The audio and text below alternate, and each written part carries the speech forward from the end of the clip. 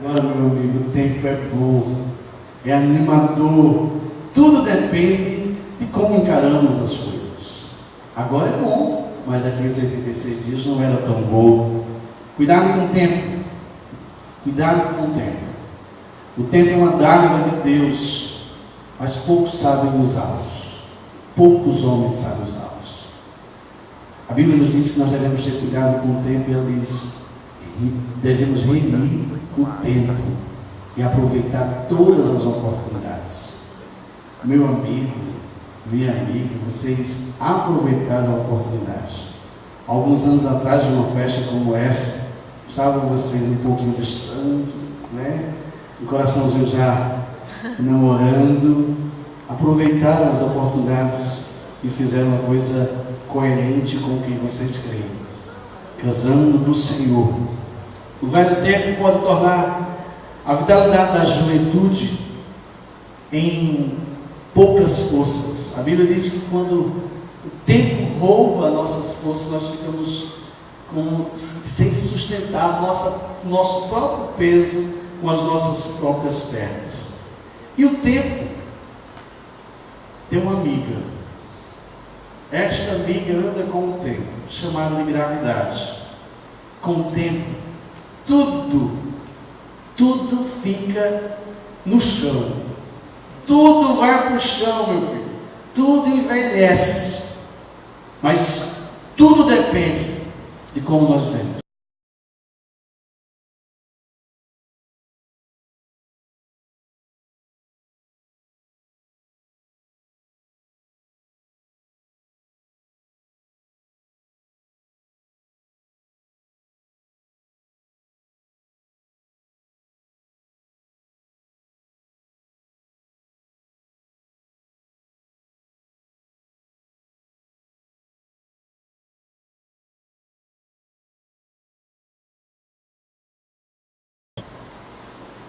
Com uma simples atitude: amar, vencer o tempo. Quantos casais não conseguiram ficar uma semana sem estar perto da sua namorada ou do seu namorado? Vocês venceram o tempo, ficaram sós por algum tempo, mas venceram o tempo. E eu louvo a Deus porque essa é uma evidência de que vocês estão debaixo do propósito de Deus. Mas o tempo agora é outro. O tempo agora mudou. Agora vocês devem vencer o tempo juntos. Vencer o tempo com as mãos dadas. Porque vocês carregam algo que é maior do que o tempo. O tempo não pode abater o amor. A Bíblia diz que o amor tudo suporta, tudo sofre, vence tudo. Com o tempo, o amor amadurece. Com o tempo, o amor cresce. Com o tempo, acredite, o amor produz frutos, muitos frutos. Então, meu querido, a vida agora tomou um rumo, um novo tempo. O tempo de estar sozinho acabou. O tempo de viver solitário, ansioso, usando aí um aparelho celular ou usando a internet, acabou. Graças a Deus, ele disse aqui. Graças a Deus mesmo.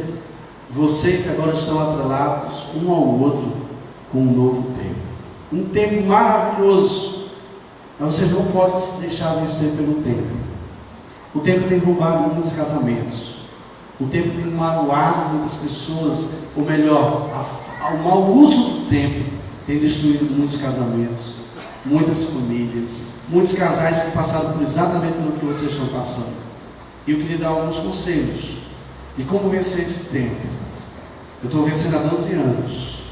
Seus 13. Estou muito tempo. 13 anos.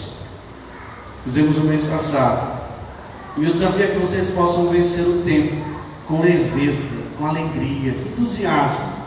E uma das coisas que eu aprendi na vida é que antes da gente ouvir as circunstâncias, o tempo, ou as nossas sensações, nossos sentimentos, ou ou aquilo que a gente vê com o tempo, a gente tem que ter uma convicção na vida para vencer tudo isso, inclusive o tempo. Ouvir a Deus. Ouça a Deus. Livna, ouça a Deus. E o tempo, as Escrituras nos dizem que o tempo do casamento de vocês, a partir de agora, é até que a morte vos separe. Essa é a voz de Deus para vocês dois. E para todos aqueles que casaram. É até que a morte vos separe. Tem que morrer velhinho. Juntos. Acredite nisso, defenda nisso. Veste essa camisa. Desfrute dessa verdade, porque durante todo o curso da vida de vocês, vocês vão ter muitas vozes, muitas coisas que vão dizer assim: não precisa durar até o final do tempo, ou até o final dos dias. Essa voz não vem de Deus. E quando nós não acreditamos nessa ideia de ouvirmos a Deus, de que tem que ser até o fim, a gente vai ficar pelo caminho. Porque as adversidades vão vir quando você estava só, e virão também quando você está acompanhado. O sábio Salomão diz uma coisa que eu vou dizer 2 vezes nessa reflexão, eu achei encantador. Seja bendito em se alegrar com a sua mulher, a mulher da sua juventude. Sacie-se do seu corpo, embriague sempre com as suas carícias, em todo o tempo. Provérbios 5, 18 e 19. Se cada um de nós, casados, estivéssemos convictos dessa verdade, dessa voz de Deus, e nos acariciar, nos embebedecer, nos embriagar com um ao outro, com o corpo um do outro, com as carícias de um do outro, o tempo todo, muitas coisas que acontecem no nosso casamento não aconteceriam. Então, meu amigo, aproveite agora. Estamos no livro 22. Aproveite. Mas aproveite quando ela estiver com 50. Aproveite quando ela estiver com 60. Aproveite quando ela estiver com 75. Aproveite quando ela estiver com 85. E aí entregue para o Senhor, porque já está pertinho de ir para o céu. Mas aproveite até o último instante. Até o último instante. Essa é uma convicção que você tem que ouvir da parte de Deus. Vocês dois passarem o tempo que forem necessários juntos, na juventude e na velhice.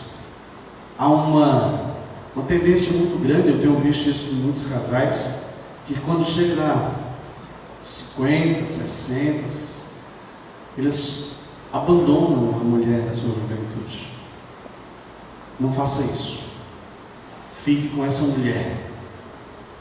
Fique com essa mulher até seu último instante. Aproveite intensamente, porque tudo vai passar. Tudo vai passar. Pergunte, converse com os casais mais velhos. Tudo vai passar. Mas o amor que vocês têm um com o outro vai crescer, vai solidificar. Você vai saber anos mais do que você quer ficar com ela do que antes. Daqui a 10 anos você tem mais convicção de ficar com essa mulher do que antes, quando você casou. Vai amadurecendo. Toma uma dimensão muito grande. O escritor erudito Davi diz em Eclesiastes 5,18 que temos poucos dias na vida e devemos aproveitá-lo bem. E essa ideia eu quero trazer para você. Aproveite seu tempo com a sua esposa para aperfeiçoar o seu amor, para crescerem juntos, desfrutar um do outro, ouvir um ao outro. O segundo desafio para você vencer o tempo, você vencer o tempo, enfrente com honestidade. Vivam com honestidade. Enfrente o tempo com honestidade. Sabe? As adversidades da vida com honestidade, um com o outro. E quando eu penso em honestidade, eu penso em falar a verdade. Um com o outro. Sabe por que eu digo isso? Porque vocês estão entrando agora no relacionamento até que a morte vos separe. E durante todo o curso, você também pode ferir ela. E ela a você. Mas a verdade deste relacionamento não pode ser negociada. O conselho sagrado é que nós devemos construir nossos relacionamentos em cima da verdade. E eu lhe digo uma coisa, Davi, e os mais velhos me corrijam depois. Quando você for tentar a usar uma mentira para se esquivar de algum problema com dívida, saiba de uma coisa: a sua mentira vai trazer um dano muito maior com o tempo. Então o tempo não cura determinadas feridas. O tempo não restaura casamentos. Eu creio que Deus é quem restaura. Então não se permita, ou não se permita, porque o Davi se chateia numa área e você fez aquela área e você vai se esquivar de falar a verdade para ele. Porque a verdade, ela é restauradora, mas a mentira ela é danosa, ela é extremamente prejudicial. Construa suas vidas em cima da verdade, mesmo que essa verdade no primeiro momento seja difícil de ser dita, mesmo no primeiro momento seja extremamente difícil de dizer. Não basta começar bonito, e um buffet bonito, com todo mundo bonito, com uma cerimônia bonita. Você tem que construir esse casamento em cima da verdade. Isto é bonito. O tempo vai revelar algumas inverdades e vai revelar sempre a verdade. E a Bíblia nos chama a construir, solidificar o nosso casamento, nossas relações em cima da verdade. Se vocês não usarem a verdade, o tempo vai corroer vocês e vai fazer com que vocês queiram usar a mentira. E tudo vai por água abaixo. A primeira coisa que acontece é a confiança, a insegurança. Então não permita que a mentira chegue na vida de vocês. Como será lindo vocês, quando tiverem 70 anos, olharem para trás e dizer: eu, Davi, construí com Lívia uma história de verdade. Eu não fui desleal com a mulher da minha juventude. Lívia, a sua velhice, olhe para trás e diz: o que eu fiz com meu marido foi a verdade. Em nenhum dia da minha vida eu fui fingida, mentir para ele. Isso é extraordinário. Vocês vão ter, na velhice, vocês terão certamente dias de gozo, porque a vida de vocês foram contar sobre a verdade. Senão, meu amigo, o tempo rouba e a mentira vai chegar em cima da nossa desconfiança também. O tempo destrói famílias. O tempo destrói relacionamentos, casamentos que não estão na verdade. Dificilmente o casamento será destruído se não estiver sobre a verdade. Ouça Deus, fale a verdade, seja honesto um com o outro. O outro desafio a enfrentar o tempo: viva em fidelidade sexual. Nossa era é de infidelidade.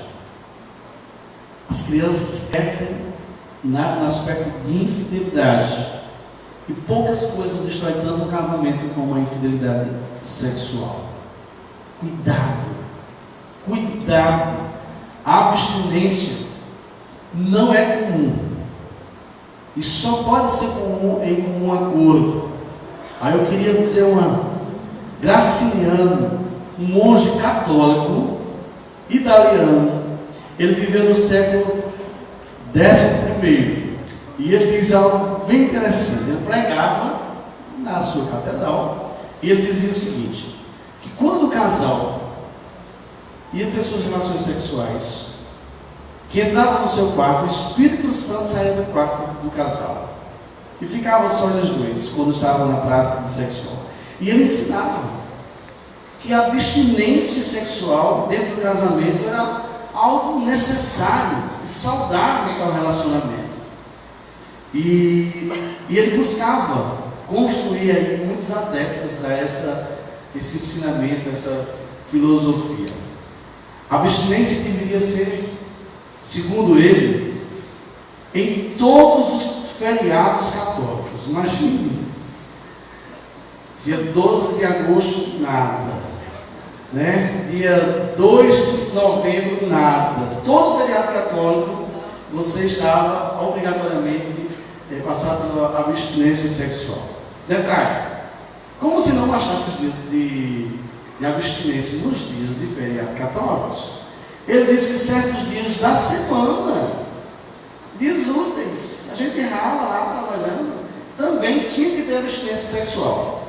Ele disse que na quinta-feira você não podia ter relações sexuais. Por quê? Olha a criatividade dessa criatura santa. Ele disse que não podia ter relações sexuais na quinta-feira porque Jesus foi preso na quinta-feira. Então, Davi, quinta, hoje é que dia? Que dia? Nada. Certo? Ele disse também, Davi, para a sua alegria, que na sexta-feira, nada. Por que na sexta-feira não? Porque Jesus foi crucificado. Dias difíceis. Quinta, sexta, já foi óbvio.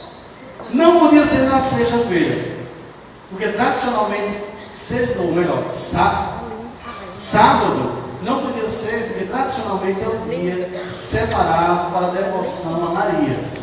Então, sábado também não. Também é impossível, nem cogite no dia do Senhor, dia de domingo, porque Jesus ressuscitou. Então, Davi, meu amigo, não tem segunda-feira também. Na segunda-feira era um dia dedicado para a abstinência por causa dos mortos, os falecidos, os parentes falecidos. Então, Davi, só sobrou terça e quarta. Nada de lua de mel até terça-feira. Insanidade desse Papa, lamentavelmente.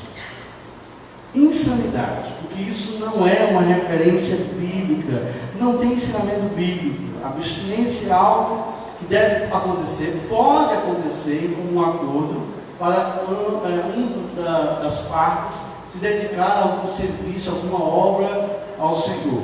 Então está liberado. Abstinência, ufa! Abstinência não. Abstinência sim, de coisas impuras, de coisas que não agradam ao Senhor, de coisas que envenenam a alma e destrói o casamento. Essas sim devemos nos abster. Ouça Deus, fale a verdade e seja fiel, sexualmente falando. No seio da sua intimidade, o Salomão disse o seguinte: se embriague com essa mulher, com esse homem, saboreie, sacie com as suas carícias em todo o tempo. Então, meu querido, na intimidade sexual não há abstinência. Assim, em comum acordo, namorarem, curtirem a vida um com o outro.